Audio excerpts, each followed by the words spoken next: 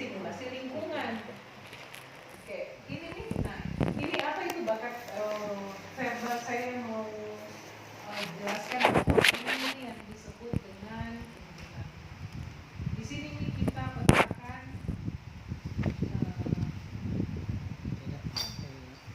dia bilang pengen masuk kalau sambil makan itu kinestetika memang saya bergerak.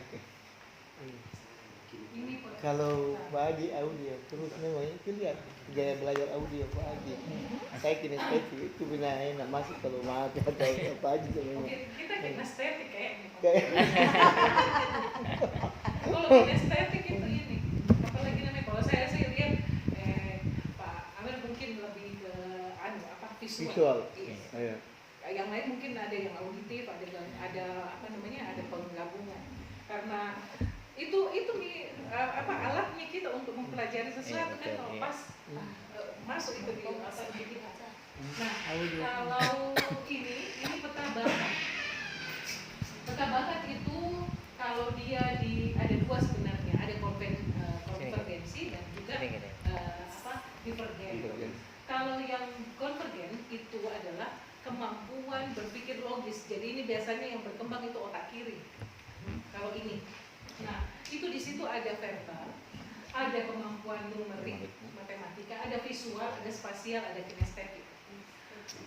Kalau verbal itu biasanya yang anak-anak dia kalau pakai bahasa itu logika dia pakai. Logikanya begini, jadi dia bisa menjelaskan definisi, dia bisa menjelaskan sebuah kalimat atau sebuah benda. Nah itu biasanya kemampuan verbalnya bagus. Atau dia mampu mempelajari bahasa daerah, dia pakai juga bahasa Inggris, dia bisa juga bahasa Arab. Nah itu biasanya kalau kuat dia punya kemampuan verbal. Nah baru kemudian kemampuan numerik. Ini kemampuan numerik lucu sekali. Bukan berarti bahwa dia jago matematika, bukan. Tapi kemampuan numerik ini adalah kemampuan di mana dia mampu mempertimbangkan atau mengkalkulasi sesuatu tindakan berdasarkan matematika, hitungan matematika. Misalnya, orang-orang yang kemampuan numeriknya bagus itu bawa mobilnya itu meskipun dia kencang atau sudah mepet itu tidak akan kegores. Penuh perhitungan dia. Iya. Pakai hitungan matematika misalnya saja. Ada orang yang kemampuan numeriknya bagus itu kalau dia bikin kue itu pas sekali hitungannya. Jumlah kue yang dihasilkan dengan tamunya yang kan hadir. Itu kemampuan matematika, bukan kalkulasi ini. Bukan misalnya kita belajar algoritma dan sebagainya. Algoritmanya nih. Tapi itu dasar. Kalau dia punya kemampuan matematika bagus, kalau dia punya kemampuan numerik bagus, dia tidak akan bermasalah untuk memahami rumus-rumus matematika. Iya. Pokoknya mungkin buat DTP itu kemampuan matematika yang bagus. Insya Allah. Iya. Cuman bukan jurusan matematika. Kebetulan iya. Biasanya itu resep-resep yang dibuat orang yang kemampuan matematika pas. Iya. Itu bikin kue jumlah kue dengan jumlah daun. Iya, itu pakai matematika kan? Oh, sekian lembar ambilkan Kak, karena tamu yang mau datang ke sini. Sekian Itu luar biasa. Daun pandan tuh. Luar biasa. Jadi itu orang yang masuk ke tata boga itu, kalau dia tidak bagus matematika jangan masuk. Tidak ada gunanya. Karena pasti adonannya ada tidak enak juga rasanya. Tidak ketemu. Atau tata busana itu tidak cocok kalau orang matematika. Iya, boros biaya tapi tidak enak rasanya. Iya betul. Kalau misalnya juga orang yang ada tata busana banyak bahannya tidak terpakai jadi Sisa kain. karena salah ukurnya. Nah itu numerik ini penting sekali, ini bakat. Terlalu banyak potasnya tuh jadi keras gitu. kalau itu itu saja ambilkan daun palembang karena adonan satu adonan pas itu. Iya betul. Itu matematika itu yang bicara. Tahu. Jadi kalau ada orang yang masakannya bagus itu kemampuan matematikanya bagus. Wow, luar Tahu biasa. menakar Masya tuh Allah. sekian ini. Makanya Garamnya. itu kan bapak-bapak kalau masa itu bagus enak-enak rasanya. Iya. Kenapa? Berarti bagus matematika. Karena matematika. Jadi memasak itu butuh perhitungan matematis. Di chef itu banyak yang pria. Iya. banyak yang Iya. handal. Jago matematika, Pak. Iya, itu. Ukuran panci yang dia gunakan dengan Iya. jumlah masalah itu harus diukur. Kalau dia punya kemampuan kalkulasi yang lemah, jangan dipakai. Iya. Salah-salah nanti pancinya terlalu kecil atau pancinya terlalu besar. Waduh. Jadi luar biasa. Numerik ini pentingnya. Nah kemudian yang berikutnya, Visual. iya, ini lebih biar Oh, desain grafis. ada visual. Kemampuan visual ini adalah kemampuan dia menangkap gambar. Saya senang di sini nih, Iya, desain grafis itu. iya desain grafis. Dan kemudian memadukannya gambar ini. Iya. Itu supaya apa? Supaya bukan keindahan ya. Kalau logika teknis itu dia pakainya adalah efisiensi. Iya, betul. Dasarnya adalah efisien. Penggunaan warna, penggunaan bentuk itu untuk efisiensi. Ini masuk akal nggak ini ditempatkan di sini? Masuk akal. Pokoknya intinya logika yang dipakai. Kemudian ada spasial. Spasial ini kemampuan anak-anak itu biasanya membayangkan ruang. Kayak misalnya anak yang spasialnya bagus itu contohnya begini. Kalau dia sudah pernah satu kali ke alamat itu disuruh ulang, dia pasti hafal. Oh, iya. Dia tahu tempatnya warung di sini, Alfamart itu di sini mama, di sebelah kiri, dia baru di sini. Oh itu spasialnya. Kan keren. ya, Saya lemah di situ. identik dengan navigasinya ya, navigasinya. Navigasi. Karena itu nih yang manajemen transportasi itu harus punya kemampuan ini. Oh iya kawan. Kalau tidak, kacau nanti transportasinya kita. Di ojek harus kuat. Bertanya penumpangnya. Nah itu arsitektur kayak gitu itu harus punya. Oh, di spasial gitu kalau Spasial. arsitek. Spasial. Arsitektur itu bukan sekedar matematika, tapi Iya. dia spasial harus utama. Karena kalau dia bangun ruangan misalnya gedung, dia tidak perhitungkan jalan, dia tidak perhitungkan bangun yang lain. Oh bisa dia bangun gedung tidak ada jalan masuk. Iya. Itu spasial. Nah kemudian kinestetik ini jurusan-jurusan teknik. Mungkin bapak lebih teknikal daripada bahasa. Iya. Karena kita itu lebih kinestetik ya. Jadi jurusan jurusan kita ambil tidak sampai salah IPA dan IPA. tapi kita itu IPA yang ke fisika. Iya. IPA-nya Begitu, itu lebih Pak ke Budi. mesin, Lihat lebih ya, ke cenderung ke gaya, iya. cenderung Sebenarnya ke cenderung ke sana. perhitungan. Iya, perhitungan. Nah, anak-anak yang kinestetik itu lebih cocok ke kedokteran. Gigi bukan kedokteran umum. Ataupun kalau kedokteran umum diambil spesialisnya itu bedah. Oh iya. Teknik di Iya, sini ada. kinestetik itu kan dia pakai tools, kan pakai alat untuk Betul, bekerja. Dia bukan tangan kosong kalau orang kinestetik. Harus ada toolsnya. Pakai alat. Oke. Peternakan itu kinestetik, perikanan itu juga kinestetik. Kinestetik itu apa? Orang lapangan intinya. Arkeolog juga. Iya. Iya begitu. Kemudian ini adalah ini orang seni di sini. Kita masuk ke sini. Ini seni verbal itu yang dia kemampuan pidato, menyanyi. Biasanya orang-orang politik ini harus bagus di sininya. Iya, harus bagus seni verbalnya supaya bisa mempengaruhi orang lain. Jual obat juga. Iya, sama. Harus pintar. Iya. Bahasa. Kemudian hukum acara kan orang-orang ilmu pariwisata supaya dia bisa mampu mempromosikan sesuatu dan orang lain tertarik. Itu makanya pasti harus bagus seni verbalnya. Kemudian seni visual itu tentu saja ini mudah kita pahami karena ini termasuk menggambar. Pokoknya intinya sesuatu desain yang dia bikin kemudian membuat orang lain itu senang lihatnya. Beda tadi dengan kalau visualnya orang logika, itu lebih ke efisiensi. Kalau ini lebih ke estetika. Estetik. Cantiknya. Kecenderungan keindahan ya. Kemudian spasial seni sama logis itu berbeda. Kalau spasial seni itu begini bedanya. Ada anak misalnya punya kemampuan spasial seni, suruh dia atur ruangan tamu tak, langsung dia masuk. Terusnya dirasain itu. Itu bukan orang logika. Kalau orang logika kan efisiensi, bukan estetika. Betul. Tapi kalau orang yang spasial seni itu baru masuk kayak enaknya perusahaannya di sini siapa ini atur. Itu pasti orang logika seni spasialnya bagus sekali.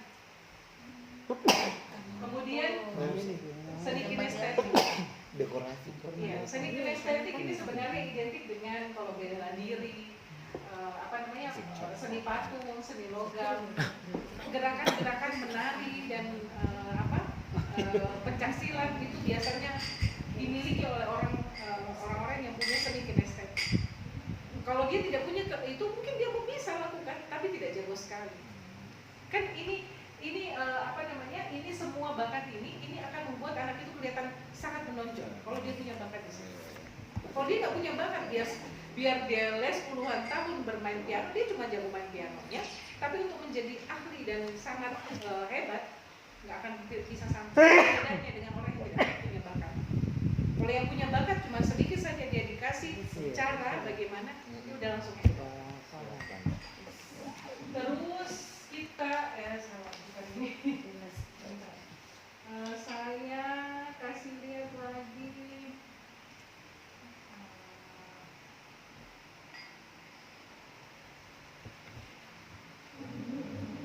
laporan berikutnya ini minat. Nah di sini mungkin kalau kita mau bertanya terkait minat itu minatnya anak-anak kita tampilkan ada 3 karena anak-anak itu banyak sekali minatnya. Tapi kemudian ada 1 atau 2 saja yang menjadi dasar kita menentukan jurusan yang sebaiknya dia tekuni. Setelah mempertimbangkan tadi aspek kepribadiannya, aspek karakternya, pola belajarnya, semua itu baru kita mengarah pada cocoknya dia di ilmu perikanan, cocoknya dia di ilmu perpustakaan. Setelah kita kumpulkan semua, kalau dia anaknya agak pasif, kayaknya dia tidak kuat untuk yang terlalu aktif, energinya tidak terlalu banyak, dan bakatnya tidak ada di situ. Kalau ada bakatnya di situ berarti kan mungkin masih belum digali, jadi kita bisa fokus ke sana. Nah ini pasti mungkin kita boleh diskusi, silakan Pak kalau mau menanyakan sesuatu. Terima kasih ya, dulu ya. Jadi terima kasih. Ya kali ini bersama dengan rekan-rekan termasuk kepala sekolah yang hadir di sini ya disuguhi lagi oleh suatu ilmu yang dianggap sangat baru dan bermanfaat sekali baik dari keprofesian maupun lingkungan sosial masyarakat, edukasi terutama luar biasa. Dari penjelasan dari Ibu Andi atau pemateri dalam hal ini, 2 hal yang ingin saya ajukan, tapi kesannya bukan semacam pertanyaan. Ini adalah minta saran. Kalau memang ini sebuah hal yang dianggap masalah, saya ingin di kesempatan ini ada semacam solution yang sifatnya bijak bahwa seperti ini yang harus kita tempuh selaku tenaga pendidik atau edukatif. Pertama, Bu Andi ya, dari aspek yang dibahas tadi dipaparkan mulai dari awal sampai akhir ini, kesannya ini adalah gambaran jati diri seseorang untuk memahami bahwa seperti apa dia dibentuk, normatifnya, kaidahnya. Dalam hal ini satu hal yang ingin saya ajukan selaku problem bahwa apakah hal-hal yang dimaksud tadi yang ada pada diri seseorang, karena ini sifatnya personal, sesuatu yang sifatnya alami, natural, pemberian Allah, plus minusnya itu ada yang dianggap kurang kita miliki, sedang atau lebih yang kita miliki. Kalau kita anggap hal di atas adalah sesuatu yang kurang, adakah suatu solusi jalan keluar yang bijak bagaimana peserta didik atau guru kepada peserta didiknya untuk mengatasi hal itu supaya yang tadinya rendah atau sedikit dengan sebuah solusi yang lebih bijak mampu ditingkatkan ke arah sedang atau lebih. Ya, kenapa? Karena untuk kedepannya peserta didik ini bagaimana dia menemukan jati dirinya supaya nampak dominan, ya terkait dengan seperti apa dia punya manfaat. Kenapa? Karena manusia yang baik bukan manusia yang banyak amalnya, tapi sejauh mana dia bermanfaat dan digunakan oleh orang lain. Itu satu, Wandi. Jadi saya ingin di kesempatan ini Ibu Andi memberi ke kami bahwa ini adalah sesuatu yang bisa dirubah, bukan sesuatu yang absolut atau mutlak. Iya, kalau memang dianggap perlu perubahan ke arah perbaikan, maka seperti ini solusinya yang bijak. Iya, satu. Yang kedua, Bu Andi, pemaparan di atas sebaiknya atau seharusnya mungkin untuk ke asas manfaatnya, kecenderungannya ini seorang peserta didik memahami atau mengetahui lebih awal sebelum PBM itu terlaksana. Misalnya Bu Andi ya, di panitia penerimaan peserta didik baru di PPDB, panitia PPDB ini seharusnya panitianya itu dibekali dengan observasi model ini, sehingga melalui itu kita sudah diberi gambaran awal tentang seperti apa peserta didik sebentar yang akan kita hadapi.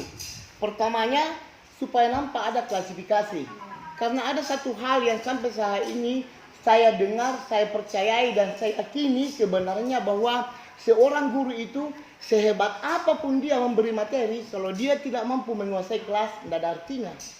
Itu kesannya. Bagaimanapun dia menguasai materinya, tetapi dia tidak mampu menguasai kelas, itu sama dengan nonsense, hampir impossible tentang tujuan pembelajaran yang mau dicapai.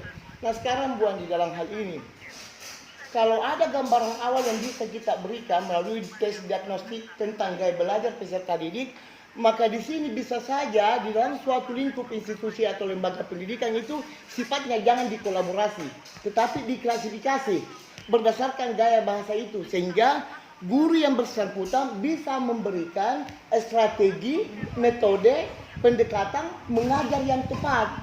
Karena kadang Bu Andi, seorang guru di materi yang sama, tingkatan kelas yang sama, ekspresinya pada saat dari di kelas masuk ke ruang guru itu berbeda. Tadi waktuku di kelas ini, kenapa nah begitu?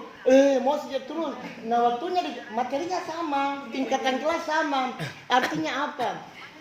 Ini guru yang mengikuti gaya belajar peserta didik atau peserta didik yang mengikuti gaya belajar guru. Kan begitu gaya mengajar guru.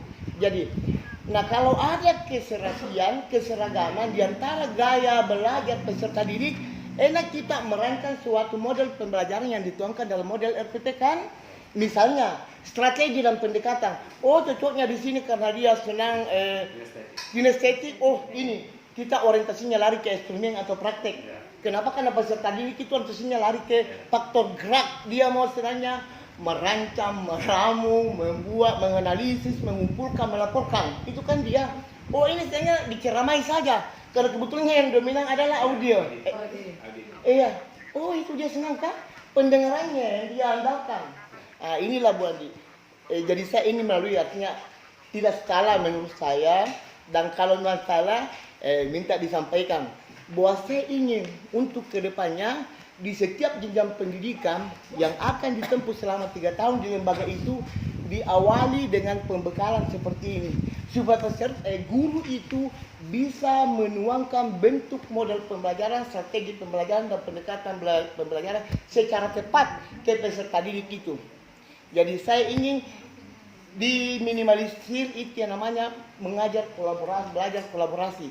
Karena kadang Bu Adi, kalau kita temukan 4 hal di atas, gaya belajar yang disampaikan oleh peserta didik diajar oleh guru dan ditempatkan pada kelas yang sama, kita tidak bisa bayangkan seperti apa. Karena tidak mungkin kita bisa mengakomodir semua gaya belajar secara serentak atau bersamaan.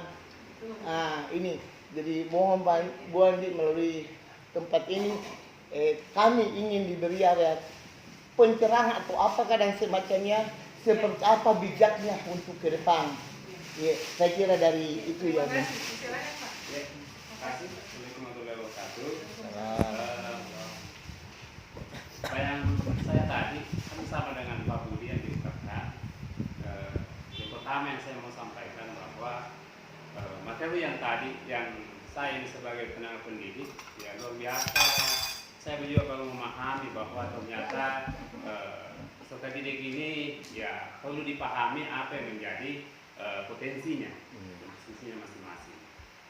Sehingga kita juga dalam mengajar, dalam masuk di kelas untuk mengajar, dan kita juga harus memahami peserta didik seperti ini. Karena kadang kita keluar dari kelas, kadang kita ya seperti dikatakan Pak Budi ya kita stres sendiri karena karena kita tidak memahami apa yang menjadi karakter peserta didik dalam kelas.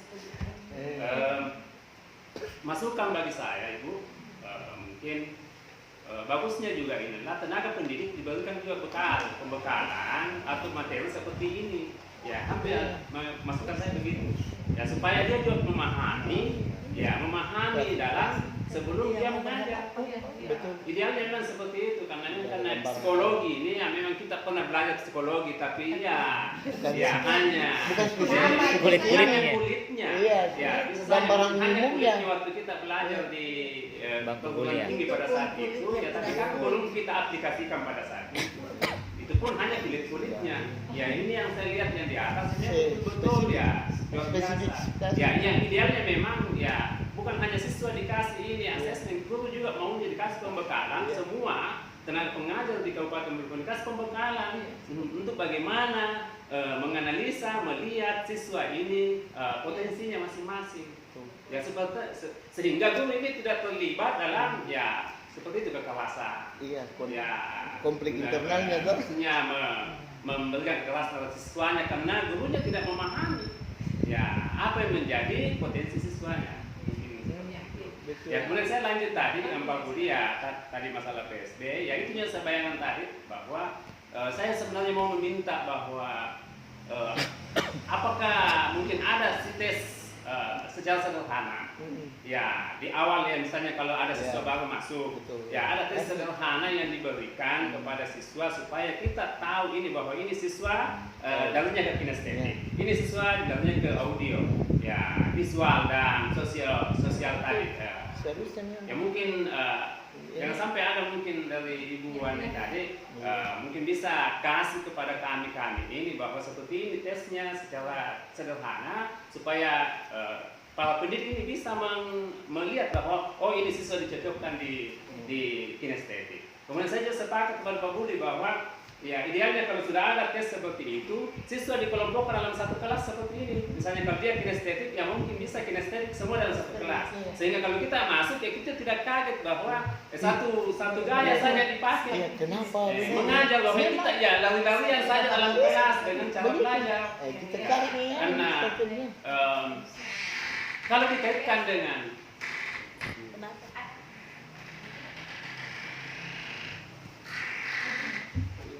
ya kalau misalnya kalau yang dikaitkan dengan metode belajar ya RTP ya perangkat pembelajaran yang dikenal dengan diferensiasi ya diferensiasi pembelajaran berbeda-beda dalam kelas ya saya juga secara individu secara pribadi agak kesulitan ya untuk manajemen kelas itu karena harus beberapa metode yang mau diaplikasikan ada yang Bentar waktu.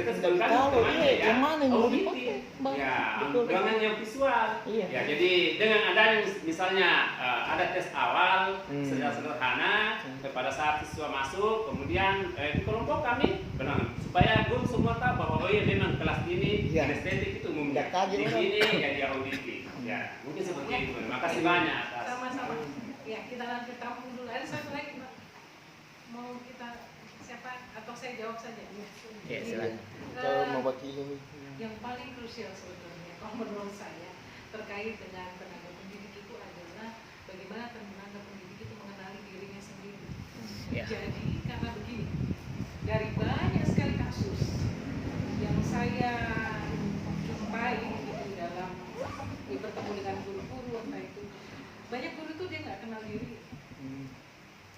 Banyak guru itu yang dia hanya kenal dirinya secara permukaan. Apa itu mengenal diri? Mengenal diri begini. Kita kenal cara berpikir kita kenal emosi kita kenal perilaku kita. Tidak sampai di situ, kita tahu bahwa kenapa saya berpikirnya selalu negatif ya. Kita tahu itu asal negatif berpikirnya kita dari mana. Mungkin dulu pernah kita dibully, dikecilkan, atau punya pengalaman tidak membahagiakan di masa lalu. Itu kan kita bawa sampai sekarang. Itu konflik personal itu akan mempengaruhi bagaimana kita menghadapi orang lain. Kemudian kita terkait emosi, kok saya itu gampang sedih ya misalnya. Kan sensitivitas itu misalnya kalau laki-laki terutama. Kenapa kok saya gampang sedih? Kita tidak mau akui itu karena kita laki-laki. Itu kan keliru juga. Iya, Karena betul. sebenarnya kalau kita tahu bahwa kita memang sensitif, kita kan bisa mengontrol daripada kalau kita mau repress bahwa kita bukan orang sensitif. Yang paling penting sebenarnya itu adalah tenaga pengajar sebelum mengajar itu dia kenali diri. Jadi ada pengayaan untuk pengenalan pribadi. Tapi bukan begini, bukan materi. Isinya bukan materi yang diberikan, tetapi isinya adalah mematik atau apa sih namanya tuh mematik supaya individu ini atau guru ini paham oh ini